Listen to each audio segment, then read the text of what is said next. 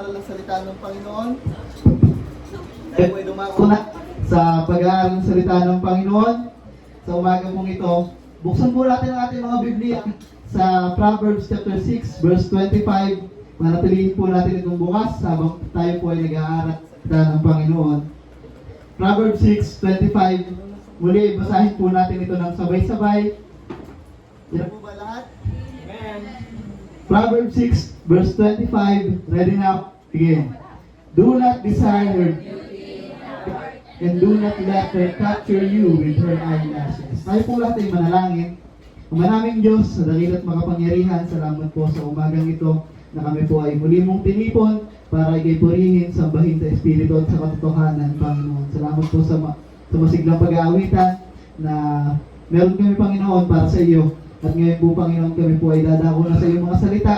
Dalangin po namin, danal na Espiritu po ang kumilos sa aming kalagitnaan. Gamitin mo ang iyong lingkod para maging pagpapala, Panginoon, ng mga salita na amin pong pag-aaralan. Salamat po, Panginoon. Ibinabalik na po namin sa iyo ang mataas na papuri. Salamat sa pangalan ng Panginoon Jesus. Amen. So, salamat po sa Panginoon sa biyaya ng kanyang mga salita na atin pong napag-aralan na last week na napag-aralan po natin sa preaching ni Pastor Clark last week is all about forgiveness. At bilang tao, ay kung ating iisipin sa pamamagitan ng ating mga sarili, ay mukhang malabo para sa atin na tayo ay makapagpatawad. Pero salamat sa mensahe ng salita ng Panginoon kung paano niya tayong pinatawad sa ating mga kasalanan, ay dapat po tayong magpatawad. Because forgiveness brings glory to God, brings peace to the offended, brings humility to the offender, it affirms love, restore broken relationships, and it will bring defeat to Satan. I know that every one of us ay nag-bless po sa salita ng Panginoon noon pong nakaraang linggo. Amen? Amen! This time, isa po sa maselan na usapin pagdating po sa salita ng Panginoon ang ating pong pag-uusapan. Ano po yun? This morning, ang ating pong magiging topic ay lust. Ano nga po ba ang lust? Sa Tagalog, ito po ay pagnanasa. O sa madaling salita, ito po ay matinding pagnanasa. Sabi diyan, basahin po natin ng sabay-sabay. Nag-search ako patungkol sa definition ng lust. At ito po ang aking narita. Basahin po natin ng sabay-sabay. Ready now? Begin. Lust is the deliberate cultivation of sinful sexual desire in the heart, treating another person as an object for personal sexual gratification rather than honoring God's design for purity or excessive longing where a person seeks satisfaction apart from God. So, ang lust daw po, ito ay pagnanasang sexual na patuloy mong pinapalaki sa iyong puso. Sabi diyan, treating other person as an object for personal sexual gratification. Itinatrato mo ang ibang tao bilang kasangkapan para sa sarili mong sexual na kaligayahan. At yan po ang katotohanan na minsan na ayaw pong pag-usapan ng mga tao. At yan po ang katotohanan na minsan ay ayaw pong pag-usapan ng karamihan. Why? Dahil tayo po ay guilty sa bagay na iyan, kaya sabi ko po kanina, isa sa mga topic na salita po ng Panginoon na ating pong pag-aaralan sa umagang ito ay maselan pag-usapan. Sabi pa diyan, rather than honoring God's design for purity, ako po ay nag-search about sa teenage pregnancy o pagbubuntis ng mga kabataang nasa edad 13 hanggang 19. Ayon sa aking research, ay there are about 2 million na teenager na nagbubuntis every year. Sa buong mundo po yun. At dito po sa ating bansa, kung hindi po ako nagkakamali, ayon sa balita, ito pong henerasyon na ito ang may mababang porsyento ng teenage pregnancy. Pero kung inyo pong isa-search kung ilan ang mga kabataang wala pa sa hustong edad na nagbubuntis po dito sa ating bansa, ay almost 140,000 na mga kabataan. Ganyan po katindi. At isa pa pong uri ng lust na maaaring nagagawa din natin, nagagawa ng karamihan sa atin, yung sabi po diyan sa huli, excessive longing where a person seeks satisfaction apart from God. Yung napakatindi ng iyong pagnanasa Pero yung iyong matinding pagnanasa ay wala sa Panginoon, kundi nasa mga bagay sa mundo pong ito. Tingnan po natin yung dalawang uri ng lust. Una, sabi diyan, sexual lust. Matinding pagnanasang sexual. Basahin po natin yung sunod. Yung nasa baba. Ready now? Begin. Sexual lust refers to a strong or uncontrolled sexual appetite, a deep physical attraction or carnal appetite focused on sexual gratification. Ganyan daw po ang lust pagdating sa pagnanasang sexual. Dahil meron kang pagnanasa, sometimes or most of the time, nananaig ang pagnanasang iyon, kaya sabi diyan, it is a strong or uncontrolled sexual appetite na nagiging dahilan ng pagkakahulog mo sa kasalanan. Sabi pa diyan, a deep physical attraction or carnal appetite na nakapokus sa sexual gratification. Dahil wala ka nang magawa, nagagawa mo ang mga bagay na hindi mo dapat gawin. Sabi ni James in James chapter 1, verse 14 to 15. Basahin po natin na sabay-sabay. Ready now? Begin. But each one is tempted when he is drawn away by his own desires and enticed. Then when desires conceive, it gives birth to sin, and sin when full grown brings forth death. Sabi po sa Tagalog, natutokso ang tao kapag siya'y naaakit at nagpapatangay sa kanyang sariling nasa. At totoo po iyan. Kung bakit sa madalas na pagkakataon, tayo po ay natutokso at naaakit na magpatangay sa sarili nating lust, ay dahilan sa tayo din po ay nagpapaakit. Kagaya ng isang hayop na nahuhuli sa bitag, sa pamamagitan ng mapang-akit na pamain, ay nahuhuli. Isa sa madalas pong hulihin doon sa amin ay bayawak. Na yun po, para makahuli, kinakailangan muna kumuha ng pamain. Na yung iba ay pumapatay po ng palaka, hinihintay mga amoy. At yun po ang itataan. At dahil para dun po sa bayawak, yung amoy nung nabubulok na yun ay kaakit-akit. Kaya po yun ay nahuhuli. Hindi na yun magtataka kung bakit may ganong klaseng pagkain doon. Dahil sa matinding pagnanasa, kanya po itong susunggaban. Ang isda, kahit siya ay nahuhuli doon sa patibong. Hindi pangkaraniwan na sila ay makakita ng bulate na palutang-lutang po sa tubig. Sapagkat ang alam natin, ang bulate ay nasa lupa. So, dahil hindi pangkaraniwang sa kanila na palutang-lutang yung kanilang gustong kainin doon sa tubig, hindi na sila magdadalawang isip na bakit may ganoong bagay doon sa tubig. Kaya dahil sa matinding pagnanasa ng isda, ito ay susunggaban na ng isda. At ganyan din po tayo mga kapatid. Dahilan kung bakit minsan tayo ay nahuhulog sa mga patibong ng dyablo, ay dahilan sa labis din na pagnanasa ng ating laman. Na sa tingin natin, yan yung makakapag-satisfy sa ating mga sarili. Sabi pa po dyan, then when desires conceive, it gives birth to sin. Kapag ang nasa ay tumubo at nag-ugat sa kanyang puso, magbubunga ito ng pagkakasala. Yan na po yung sinasabi kong merong patibong na inihanda po ang dyablo. At dahil sa matinding pagnanasa, ikaw ay nakakagawa ng mga kasalanan. At kapag ang kasalanan ay lumala, ito ay hatong sa kamatayan. At alam niyo po ba kung saan nagsisimula ang lust? Ito po ay nagsisimula sa isip pa lamang ng isang tao. Sabi ng Panginoong Hesus in Matthew chapter 5, verse 28. Basahin po natin ng sabay-sabay. Ready? Begin. But I say to you that everyone who looks at a woman with lustful intent has already committed adultery with her in his heart. Sabi diyan, ngunit sinasabi ko sa inyo, ang sino man tumingin sa isang babae na mayroong pagnanasa, ano pong sabi diyan?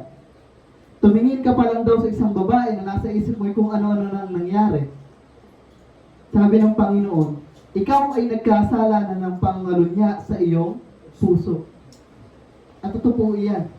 Kung bakit napakaraming mga kabataang nahuhumaling sa masturbation, ay dahilan sa mga malalaswang ipinapasok nila sa kanilang isip. At dahilan sa matinding pagnanasa, yung pinapasok nilang malalaswa sa kanilang isip,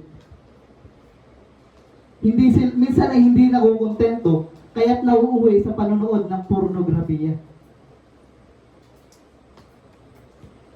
At yan po ang proseso na sinabi kanina doon sa James chapter 1 verse 14 to 15 na atin pong binasa. Natutokso ang tao kapag siya'y naaakit at nagpapatangay sa kanyang sariling pagnanasa. At tumutubo at nag-uugat sa kanyang puso.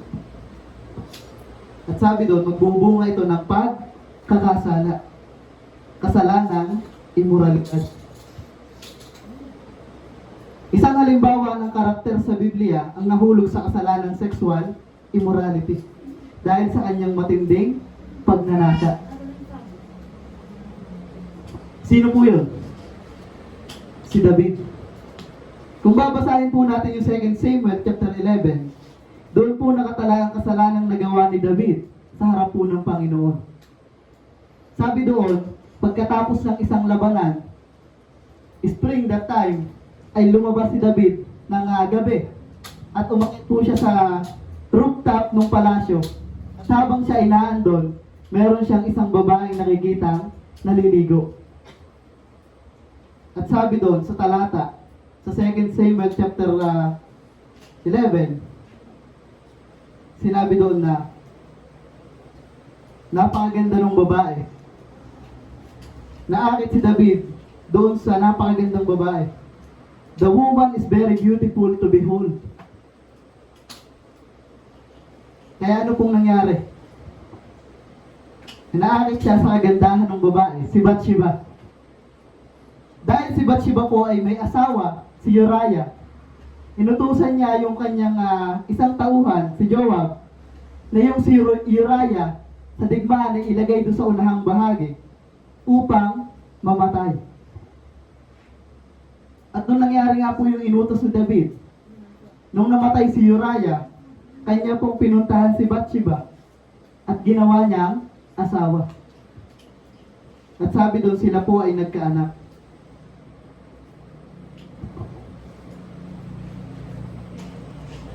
At yung ating pong titingnan, yung mga dahilan ng pagkakasala ni David, ito ay walang pinagkaiba sa tatlong patibong o bitag ni Satanas.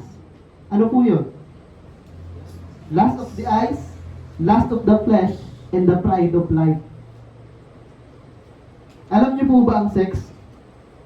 Yun pong salitang yun ay hindi masama. Why? Dahil ang sex po, ito po ay design sadya ng Panginoon para sa ating mga tao. Kung bakit tayong mga tao ay merong sexual desire, dahil ito po ang design ng Panginoon sa atin. Kailan lang po ito nagiging masama? Kapag ito ay ginawa outside the context of marriage. Kapag ang isang lalaki ay nakapagtalik sa isang babae na hindi niya asawa o hindi pa niya asawa, yan po ang isa sa mga kasalanang sexual immorality.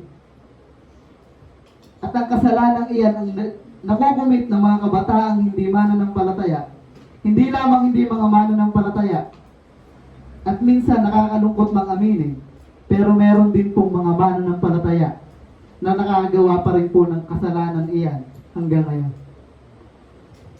Nung inaaral ko po ang bagay na ito, mas naunawaan ko ng lubos yung mga paalala ni Pastor about sa pagkakaroon ng pinagpe-pray, nililigawan, o kaya naman ay boyfriend at girlfriend. Ano po yun? Sabi ni Pastor, huwag kayong lalabas ng kayo lang. Kung maaari ay huwag kayong lalabas ng kayo lang. Why? Dahil doon po sa mga pagkakataong iyon, umaatake ang dyablo upang itempt kayo na mahulog sa pagkakasala. Meron akong napanood na video sa Facebook. Hindi ko alam kung napapanood niyo si His Majesty. Yung mag-asawa na parehong mananampalataya na ang pinag-uusapan ay patungkol sa relationship. Nasabi doon kung bakit bawal ang holding hands sa mga pinagpe-pray, sa mga girlfriend or boyfriend, ay dahilan sapagkat doon nagsisimula matrigger yung lust na meron po ang isang tao na nagiging dahilan para makahanap ang dyablo ng butas na mahulog kayo sa kasalanan. Ano pa po? Una, dapat magpaalam kapag lalabas. Ano po mga dapat magpaalam? Para sa may mga iniibig at napapaibig. Magpaalam kung saan pupunta, kung maaaring may kasamang chaperon, anong oras uuwi, at ang uwi ay hindi dapat gabi na. Huwag kayong magreklamo na parang sobrang higpit naman ni pastor. No! Yan ay ginagawa lamang ng pastor para sa kapakanan din natin. Para makaiwas tayo sa immoralidad na pwede nating magawa sa harap ng Panginoon. Para sa mga lalaki, magpakalalaki kayo kung tunay niyong iniibig ang isang babae. I-pursue nyo, patunayan nyo. At ang mga kababaihan, huwag na huwag ninyong ibibigay ang inyong mga sarili kaagad sa mga lalaki. Why? Remember this. Ilaan ninyo ang inyong mga sarili para sa lalaking inilaan ng Panginoon para sa inyo. Amen. Una, sexual lust. Pangalawa, is yung earthly lust. Matinding pagnanasa sa mga bagay sa mundong ito. Basahin po natin ang sabay-sabay. Ready now? Begin. Earthly lust is that pull toward things of this world that promise pleasure right now, craving comfort, wanting what we see, and wanting to have a power.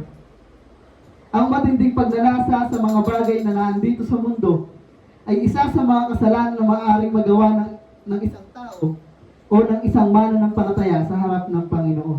Why? Sabi diyan, earthly lust is the pull toward things of this world that promise pleasure right now, craving comfort, wanting what we see, and wanting to have a power. Malalaman mo ang isang tao kung nasaan ang kanyang matinding pagnanasa, kung ito ba ay nasa Panginoon o nasa mundong ito. Sa paano pong paraan? Sa paanong paraan natin malalaman kung ang isang tao, ang kanyang matinding pagnanasa ay nasa Panginoon o nasa mundo pong ito? Sabi kanina, someone who seeks satisfaction apart from God. Naghahanap ng satisfaction na ang kanyang hinahanap ay wala sa Panginoon kundi nasa mundo pong ito. Yun na yung mga tao ng matinding pagnanasa ay nasa mundong ito. Sinasabi sa atin ang salita ng Panginoon in 1 John chapter 2 verse 15 to 16. Sabi po diyan, basahin po natin ang sabay-sabay. Ready now? Begin. Do not love the world or the things in the world. If anyone loves the world, the love of the Father is not in him. For all that is in the world, the lust of the flesh, the lust of the eyes, and the pride of life, not of the Father, But is with of the world. world. But is not of the Father, but is of the world. Sabi po diyan, huwag nating ibigin ang sanlibutan. Sapagkat ang umiibig daw po sa sanlibutan, ay wala sa kanya ang pag-ibig ng Ama. For all that is in the world, ano daw po ang nasa mga mundong ito? Lust of the flesh, lust of the eyes, and the pride of life. Una, lust of the flesh. Sabi diyan, lust of the flesh, cravings for physical pleasure or sinful indulgence. Napakaraming tao, dahilan kung bakit ayaw maglingkod at sumunod po sa Panginoon, dahilan sa mga bagay na iyan. Why? Because you cannot enjoy the pleasure of this world kung ikaw ay tunay na Kristiyano. Sabi diyan, cravings for physical pleasure, dahil gusto nilang gawin ang mga bagay na alam nilang kasalanan sa harap ng Panginoon, hindi sila susunod sa Panginoon. Sa halip ay patuloy pa silang magkikrave na gawin ang mga kasalanan sa harap ng Panginoon. Ano po yung mga kasalanan pong iyon? Sabi ng Galatians chapter 5 verse 19 to 21, ito daw po ang gawa ng laman. Basahin po natin sabay-sabay. Ready now? Begin. Now the works of the flesh are evident, sexual immorality, impurity, sensuality, idolatry, sorcery, enmity, strife, jealousy, fit of anger, rivalries, dissensions, divisions, envy, drunkenness, orgies, and things of these. Warn you, as I warned you before, that those who do such things will not inherit the kingdom of God. Yan daw po ang mga gawa ng laman. Mga bagay na akala ng isang tao ay ang mga bagay na yan na makakapag-satisfy ng kanyang pamumuhay sa mundong ito. Sabi diyan, pakikipid, kahalayan at kalaswaan, pagsamba sa Diyos-Diyosan, pagkukulang, pagkapuot sa isa't isa, pag-aaway-away, pagsiselos, pagkagalit, at kasakiman, pagkakampi-kampi, at pagkakabaha-bahagi, pagkainggit, paglalasing, kalayawan, at iba pang katulad nito. Bakit daw po ayaw nilang sumunod sa Panginoon? Kasi hinahanap nila ang satisfaction sa pambababae, pakikiapid, paglalasing, sabi ng talata, at iba pang katulad nito. Yan ang mga dahilan kung bakit mga tao ay ayaw sumunod sa Panginoon. At hindi mo pwedeng sabihin na ang pagbibisyo na gaya ng sigarilyo at vape ay wala din yan. Dahil hindi kasama yan, dahil hindi binanggit din yan.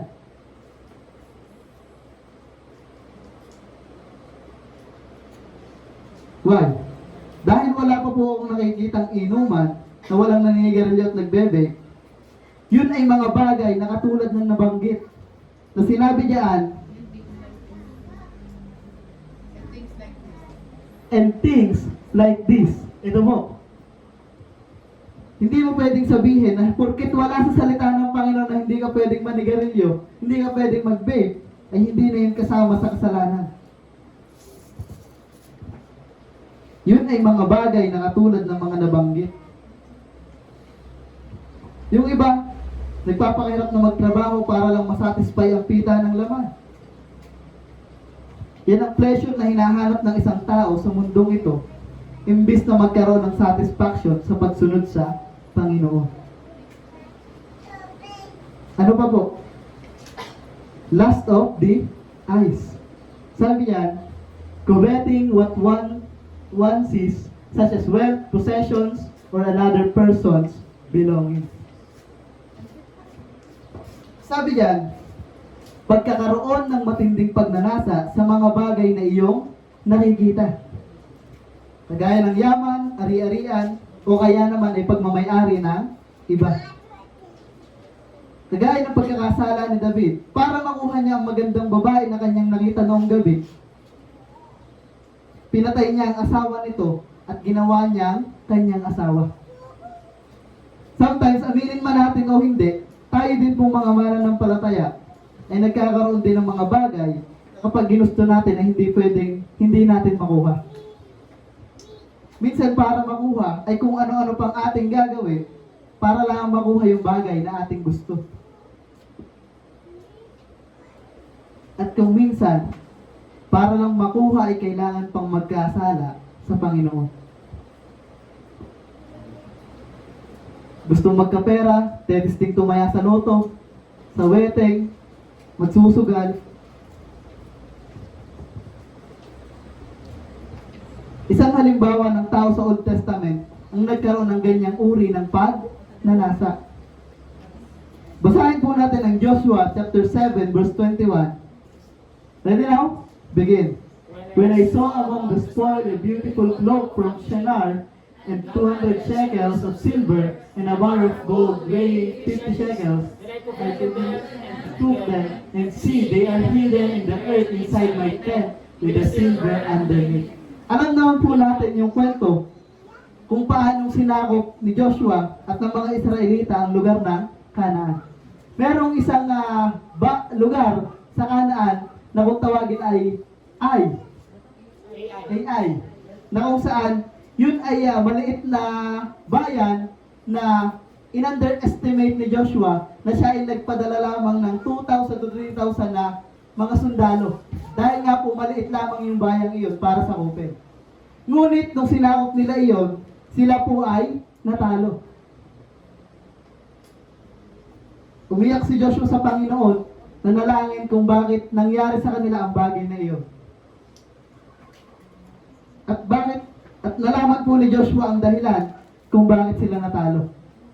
Isa sa mga Israelita ay sumuway sa pinag-utos ng Panginoon na huwag kukuha ng mga gamit doon sa bayan na kanilang sinakop.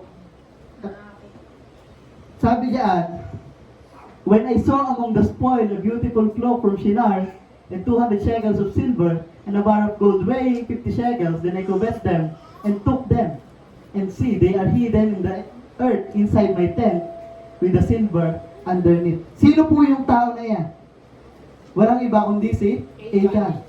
Yan po ay napagdaanan natin sa ating Bible character. Nung naging Bible character po natin ay si Joshua. Sabi doon, nung nakita ni Achan yung magandang cloak, yung mga silver, yung mga gold, ay kanya itong kinuha. Sa kabila ng alam niya na yun ay kasalanan sa Panginoon. Ano pa pong kanyang ginawa? Itinago niya ito sa ilalim ng kanyang tent. At nung yun ay inilabas ni Achan, yun po ay pinarusahan sila ni Joshua ng Panginoon. Pagkakaroon ng matinding pagnanasa sa mga bagay na iyong nakikita. Pangatlo is the pride of life. Seeking status, power, or self-glory. Karamihan sa mga tao sa kapanahonan po natin ngayon ay obsessed sa mga ganyang bagay. Nagsisik ng status, power, o kaya naman ay mga bagay na kanilang may pagmamalaki. Yan yung mga tao na uhaw sa recognition at gustong maging matunog ang pangalan sa mundong ito by taking the credits for themselves. Tingnan natin ang isang tauhan sa Biblia na naghangad na itaas ang sarili by claiming the credit sa bagay na alam niyang hindi naman siya ang may gawa. Sabi sa Daniel chapter 4 verse 30, basahin po natin ang sabay-sabay. Ready? Begin. And the king answered and said, "It's not great Babylon, which I have built by my power as the royal residence and for the glory of my majesty." So, sino po itong haring ito? Walang iba kundi si Nebuchadnezzar.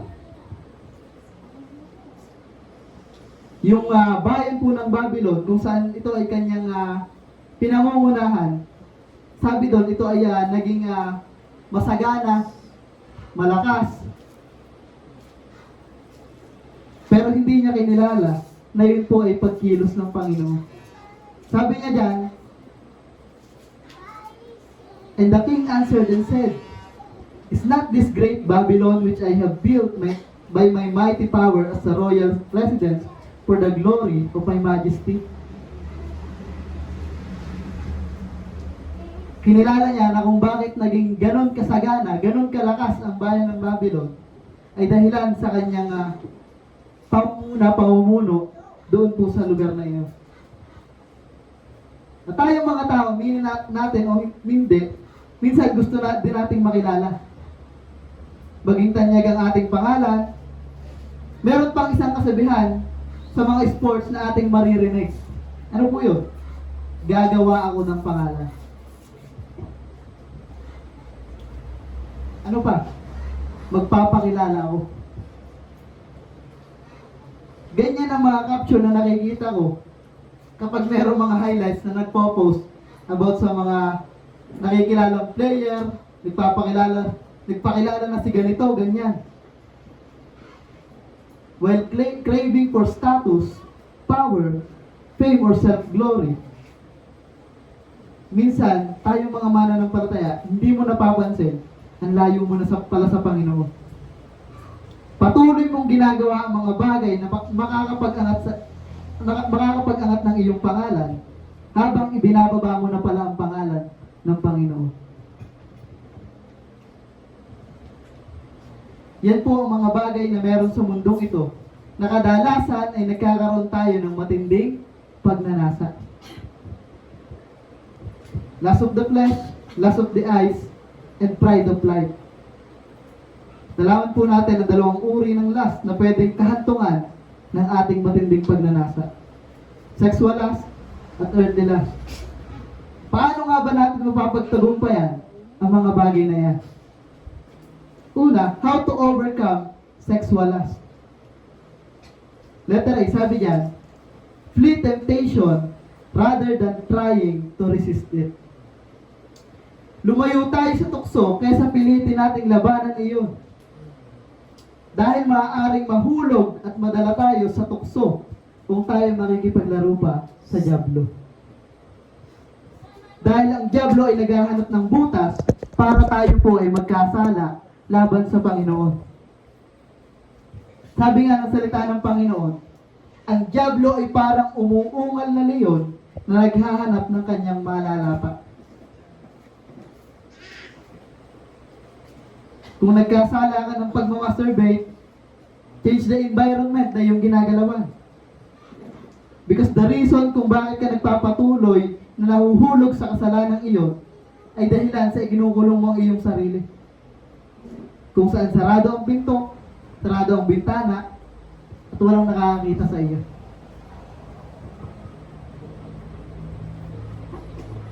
Sabi nga dyan, takbuhan mo o layuan mo ang temptations rather than trying to resist it. Lumayo ka.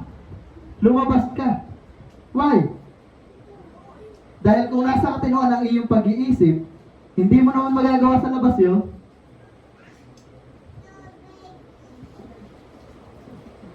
Alam naman po natin na naging kwento ng buhay ni Joseph kung paano siya naging matapat sa Panginoon sa kabila ng paulit-ulit na panunukso ng asawa ni Mr. Potiphar.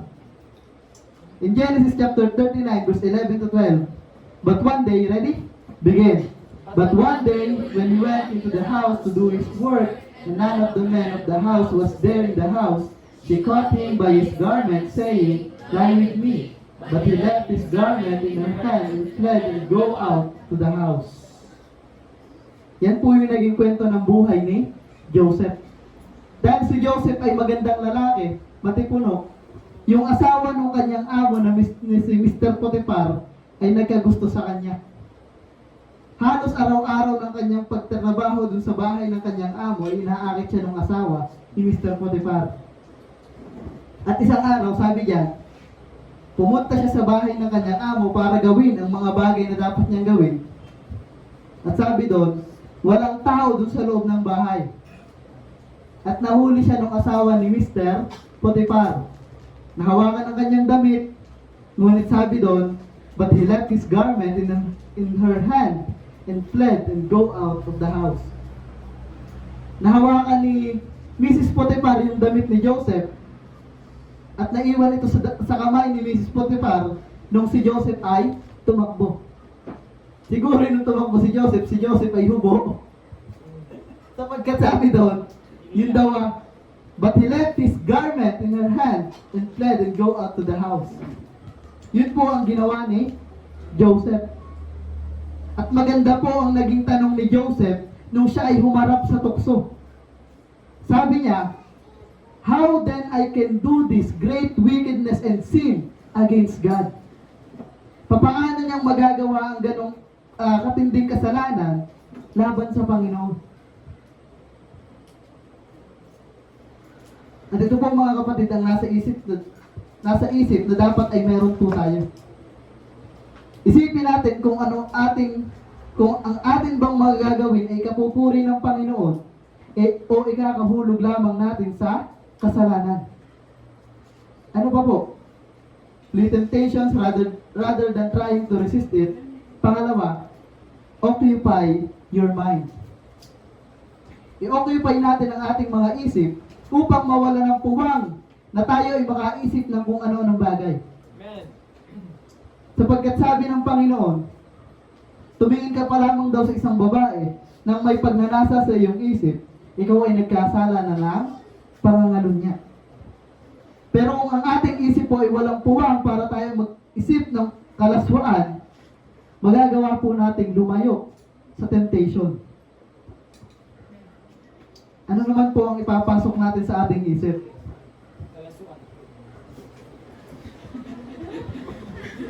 Walang iba, kundi po ang salita ng Panginoon. Amen. Noong ang Panginoong Isus po ay humarap sa mga panunukso, Jesus used the scripture para ito po ay mapagtagumpayan. At isang mga talata lagi ko din pong ipinapasok sa aking isip ay yung sinabi po ng author sa Psalm chapter 119 verse 11. Basahin po natin ang sabay-sabay. Ready? Begin. Your word I have hidden in my heart that I might not sin against you. Ang salita ng Panginoon sa puso'y iniingatan upang hindi ako magkasala laban sa iyo. Let us read our Bible. Let us occupy our mind ng salita po ng Panginoon. Sabi nga dyan, upang hindi tayo magkasala laban sa Kanya. Ang talata pong ito ang isang magandang paalala para sa atin upang tayo ay makaiwas sa anumang uri ng kasalanan. Your word I have hidden in my heart that I might not sin against you. Una, flee temptation rather than trying to resist it. Pangalawa, occupy our mind. At pangatlo, confess and repent. Umamin at magsisi. Ito ang isang paraan para matalikuran ang kasalanang iyong ginagawa. Una, aminin mo. At pangalawa, ikaw ay magsisi. Kung ang kasalanan na ipatuloy mong itatago, walang mangyayari kahit sabihin mo sa iyong sarili na hindi mo nagagawin ang bagay na iyon. Hindi mo yun maititigil. Ang kasalanang hindi pa nahuhuli ay patuloy na magagawa. Ang kasalanang hindi mo pa inaamin ay patuloy mo pa magagawa. Yes. Lalo higit ang sexual sin ng isang lalaki at babae. Nakakalungkot lang na mayroong mga mananampalataya, siguro nga ay maraming mananampalataya na nahuhulog sa ganyang uri ng kasalanan. Believer at unbeliever. At ang masama ay pareho pang mananampalataya. Kung hindi niyo inaaminin ay tuloy-tuloy kayong magkakasala sa Panginoon. At ang matindi pa, alam mo na ang kasalanan sa harap ng Panginoon dahil walang ibang nakakaalam. Maiisip niyong okay lang na gawin ang bagay na iyon dahil wala namang nakakita. Nakakagit kaya mahulog sa kasalanan? Sa masturbation, sa sexual immorality. Nakakagit yan. Nakakagit yan, naisipin na nahulog ka naman sa ganyang uri ng kasalanan. Pero ang mas nakakagit, kapatid, sabi ng talata in 1 Corinthians chapter 10 verse 13. Basahin po natin ang sabay-sabay. Ready? Begin. No temptation has overtaken you that is not common to man. God is faithful and He will not let you be tempted beyond your ability. But with the temptation, He will also provide the way of escape that you may be able to endure it. Amen. Sabi po sa Tagalog, wala pang pagsubok na dumating sa inyo na hindi naranasan ng lahat ng tao. Tapat ang Diyos at hindi niya ipapahintulot na kayo subukin ng higit sa inyong makakaya. Sa halip, pagdating ng pagsubok, bibigyan niya kayo ng lakas upang mapagtagumpayan niyo. Hindi niyo ba naiisip na kapag tayo ay haharap sa tukso, bakit kaya pinapahintulutan ng Panginoon ito? Sabi ng talata, hindi daw po pinapahintulutan ng Panginoon na tayo ay tuksuhin ng higit sa ating makakaya. Pero kung babalikan natin ang mga kasalanang ikinahulog natin sa tukso, sa mga imoralidad na ating nagawa sa Panginoon, ilang beses kaya nating piniling mahulog sa kasalanan? Pinahintulutan ng Panginoon na tayo ituksuhin dahil alam ng Panginoon na kaya natin itong mapagtagumpayan. But the problem is, dahil sa last na meron tayo, nagagawa pa din nating mahulog ng paulit-ulit sa mga kasalanan sinabi na nating ating tatalikuran. Hindi mo magagawang mapagtagumpayan ang kasalanang immoralidad kung ikaw mismo ay patuloy mo pa tinatago. Sabi nga sa pangatlo, upang mapagtagumpayan ang ganyang uri ng kasalanan, confess and repent. Meron nga pong kasabihan, walang kasalanang hindi nabubunyag. At ang panghuli, how to overcome earthly lust. Paano natin mapapagtagumpayan ang matinding pagnanasa sa mga mundong ito? Walang iba, kundi po sa pamamagitan ng contentment. Kung ikaw ay kontento na sa iyong buhay, hindi ka maghahangad ng kung ano-ano pang bagay sa mundong ito. Sabi po ng 1 Timothy chapter 6, verse 6 and 7, basahin po natin ng sabay-sabay. Ready? Begin. But godliness with contentment is great gain, for we brought nothing into the world, and we cannot take anything out of the world. Ang pamumuhay ng may kabanalan at kakontentuhan, sabi diyan, is a great gain. Why? Sapagkat tayong mga mananampalataya ay dapat masatisfy at makontento sa mga bagay na ibinibigay ng Diyos sa atin.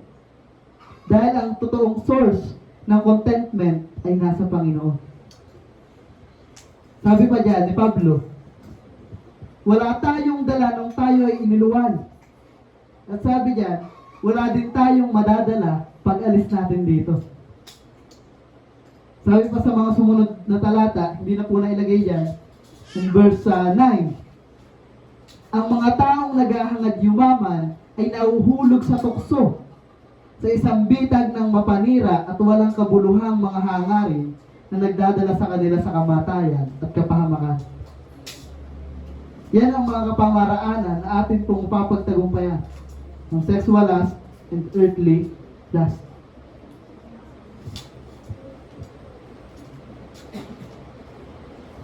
Nakita natin doon yung dalawang uri ng lust, sexual lust and earthly lust. At nakita natin kung paano natin mapapagtagumpayan ang sexual lust. Flee temptations rather than trying to resist it. Pangalawa, occupy your mind.